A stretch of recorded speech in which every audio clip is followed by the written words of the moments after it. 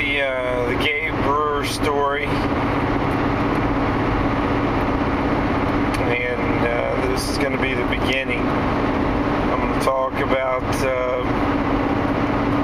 what it was like to when I first met Gabe, and all the way up to when I first started coaching him. And when I first met Gabe, he was about 10 years old, 9 or 10 years old. He wore these real thick goggles when he played. Well, they were glasses when he played, and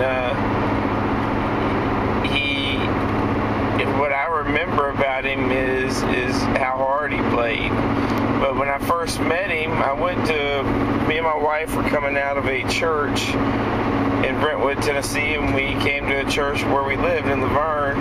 And I remember I met a young man, and I really liked him. And I liked him first off because he had Kentucky gear on, and I'm a big Kentucky fan.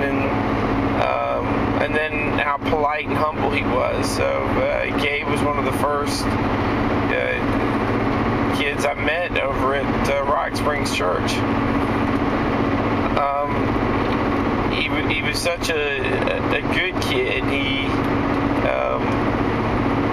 I knew just from talking to him how much he liked basketball and everything. And at that time I was in insurance, and I was coaching on the weekends at Laverne Youth Rec League. Developed a friendship with his father, and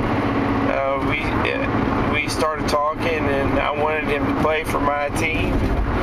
Long story short, Gabe came to play for me when he was 10 years old on my 9 and 10-year-old team. Gabe wasn't particularly fast. He wasn't particularly a great athlete. But he seemed to pick up on drills, and he seemed to pick up on things that other kids couldn't pick up on very, very quickly. It was almost kind of like magic when the ball would hit his hands, and he would really pick up on things that I asked him a lot faster than most players.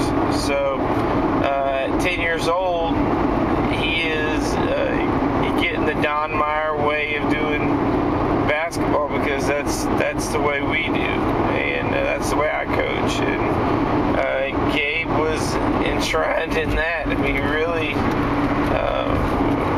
from his first season, I love Gabe because he would set goals for himself and set goals for the team every game, and if it would be for rebounding or it would be for steals or whatever, that's what he wanted to get to. His first season, he wasn't a very good offensive basketball player, but he set goals on rebounding. And I remember every game he would come up to us and say, I'm going to get 8 rebounds this game, or I'm going to get 6 rebounds this game, or he'd just say, this is what I'm going to get, and invariably he'd always get to his goal.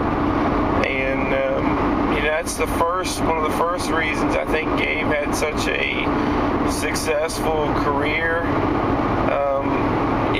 Is he was a very goal-oriented person, and he was driven. He was very, very passionate about what he was doing. I mean, his dream was to play for Kentucky, and he wanted to play at the University of Kentucky. He loved everything about the University of Kentucky, and I think you'll hear more as we go further in this story about